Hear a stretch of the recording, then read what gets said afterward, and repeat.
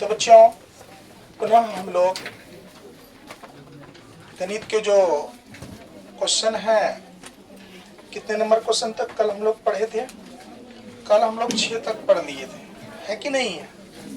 और 7वां प्रश्न को आज हम लोग पढ़ेंगे। कौन प्रश्न को पढ़ेंगे? 7वां प्रश्न को।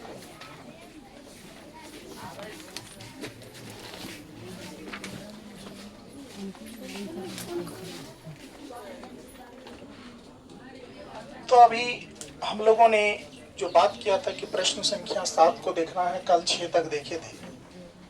आइए बच्चों इसको ध्यान से समझते हैं। देखिए प्रश्न क्या कह रहा है, करा बिंदु ए के निर्देशांक ज्ञात कीजिए। जरा समझिए कह क्या रहा है प्रश्न। बिंदु ए के क्या ज्ञात कीजिए? निर्देशांक। जहां ए बी एक वृत्त का व्यास है। एक वृत्त का क्या है? व्यास है। तो व्यास जो है जिसका केंद्र 2,3 है तथा बी के निर्देशांक कितना है? 1, कितना है? 4 है। लेट कैसे हो गया आने में?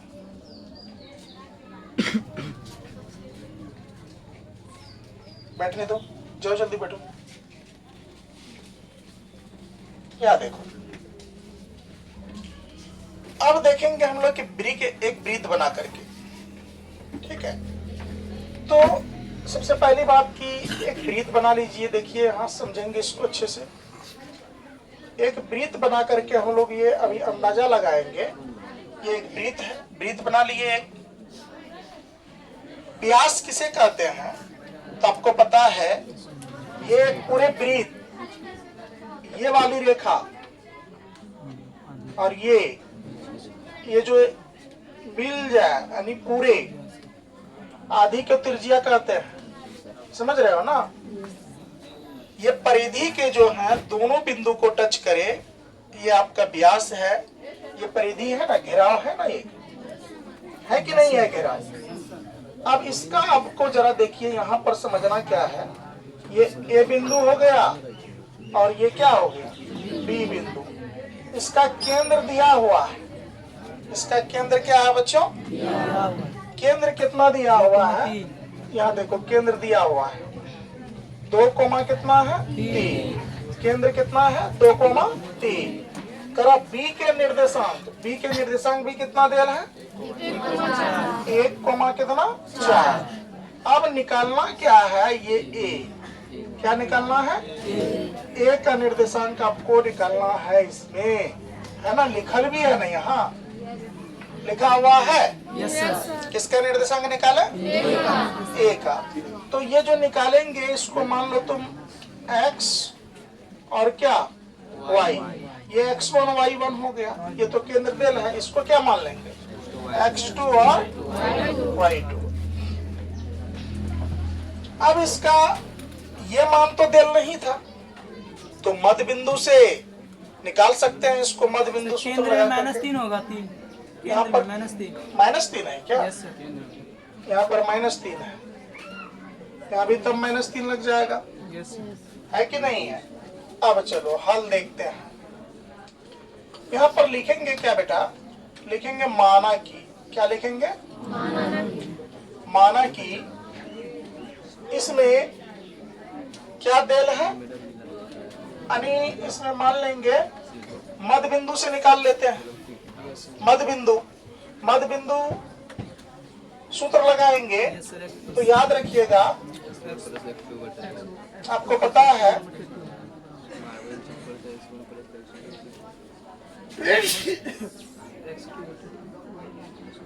देखो बच्चों, मध्य बिंदु सूत्र लगाएंगे, है ना? लगा लो मध्य बिंदु सूत्र से।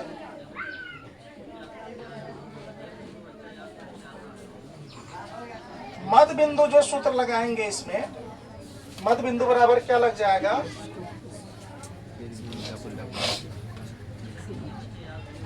तो हम लोग पहले लगा लेते हैं इसमें x का वैल्यू निकाल लेते हैं। मध्य बिंदु किसका? ये आपका हो गया क्या? x और ये आपका क्या हो गया y। समझ रहे हैं? बात बुझे कि नहीं? तो x मेन बात ये है बच्चों, ये x1 है, ये y1 है, ये केंद्र दिया हुआ है, इसको तो छेड़ना नहीं है। निकालना जो है तो ना देखेंगे, मध्य बिंदु सूत्र लगाएंगे। तो मध्य बिंदु लगाने के बाद क्या होता है, x1 जोड़ कितना x2 बट्टे कितना 2 होगा ना। तो ये किसके बराबर लगाया है, x बराबर मध्य बिंदु है ना।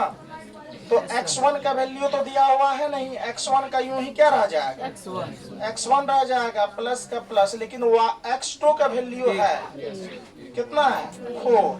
कितना है बच्चों, 1 है सर। x2। Yes sir. इसमें कितना दिया हुआ है x2 का 1 हो जाएगा क्या, x2। यस, यहाँ तो है x2 का वैल्यू। तो जरा देख लो x2 का वैल्यू कितना हो जाएगा 1 बट्टे कितना 2। जरा कल्पना करिए बच्चों, यहाँ ध्यान से, ये x का वैल्यू तो देल है, कितना दिया हुआ है 2 दिया हुआ है, नीचे में नहीं कुछ, तो क्या मान लेंगे 1। यहाँ क्या है x1 प्लस कितना, यानी कि x1 प्लस 1 बट्टे कितना 2। अब ध्यान से देख लो, इसको गुना कर लो किससे, x1 प्लस 1 में, तो यह कितना हो जाएगा, यानी कि x1 प्लस 1 बराबर 2 दूनी कितना, अरे क्रॉस गुना करेंगे ना, 2 दूनी 4 आ जाएगा। तो देख लो x1 का x1 हो जाएगा बराबर का बराबर, जरा ध्यान से देखो, 4 पहले से इधर है, इधर देखो प्लस में 1 उसट जाएगा तो माइनस में 1। x1 का वैल्यू कितना आ गया 3। x1 का वैल्यू कितना आ गया बेटा, आया कि नहीं आया 3। अब चलो हम लोग पुनः निकालेंगे किसका वैल्यू, यानी कि मध्य बिंदु y का। तो चलो इसको एक काम कर लो, यही लिख लेते हैं, इस जगह पर लिख लो। तो यहाँ लिखोगे क्या,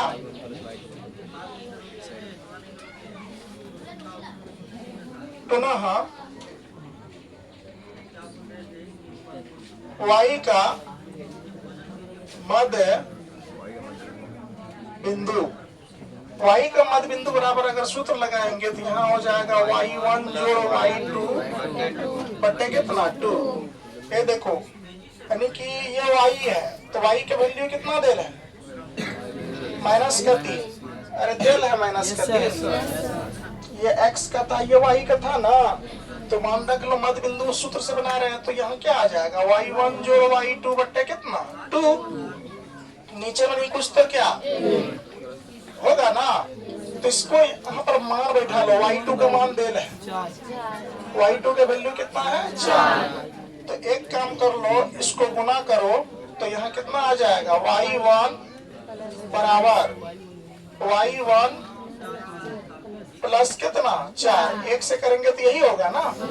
अब इसको इससे करेंगे तो कितना हो जाएगा 2 3 6, कितना आ जाएगा -6 आ जाएगा। अब ध्यान से देख लो, तो y1 बराबर क्या हो जाएगा, यहाँ ध्यान से देखो, जैसे कि माइनस का 6 पहले से है, बराबर के साथ प्लस में 4 उसट जाएगा तो माइनस में 4। तो y1 का वैल्यू कितना आ जाएगा, माइनस माइनस प्लस, लेकिन चिन्ह किन का, y1 का वैल्यू 10 निकल गया, -10। यहाँ लिख लेंगे अतः, क्या लिख लेंगे, अतः a के निर्देशांक, किसके निर्देशांक, a के निर्देशांक जो है यहाँ पर हो जाएगा बाबू आपका क्या पता है, यानी 3, -10 आपका फाइनल आंसर आ जाएगा। ये आपका 7 नंबर का प्रश्न क्लियर हो गया। x और y का मान, x1 और y1 का मान निकल गया। चलिए यहाँ तक करिए पहले, इसके बाद आगे के क्वेश्चन देखते हैं।